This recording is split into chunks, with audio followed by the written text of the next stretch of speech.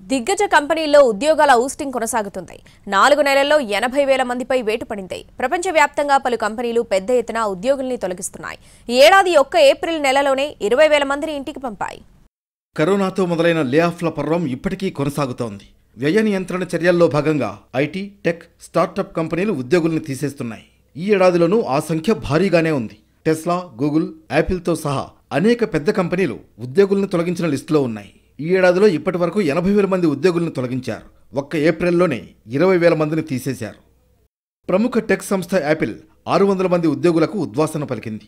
వీరిలో చాలా మంది smart car, smart watch display వంటి ప్రత్యేక ప్రాజెక్టుల్లో విధులు నిర్వర్తిస్తున్న వాళ్లే.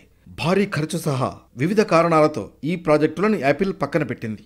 E commerce platform Amazon cloud computing విభాగంలో 100 మంది ఉద్యోగులను తొలగించింది. ఇంటెల్ సంస్థ సేల్స్, మార్కెటింగ్ డిపార్ట్మెంట్ నుంచి దాదాపు 62 మందిని ఇంటికి పంపింది. ఆర్థిక సమస్యల కారణంగా బైజూస్ ఏప్రిల్లో 500 మంది ఉద్యోగుల్ని తీసేసింది. ఇక ఎలాన్ మస్క్ టెస్లా ఉద్యోగుల్లో 10% మందిని విధుల నుంచి తొలగించింది. ఓలా క్యాబ్స్ 10% ఉద్యోగులకు ఉద్వాసన పలికింది.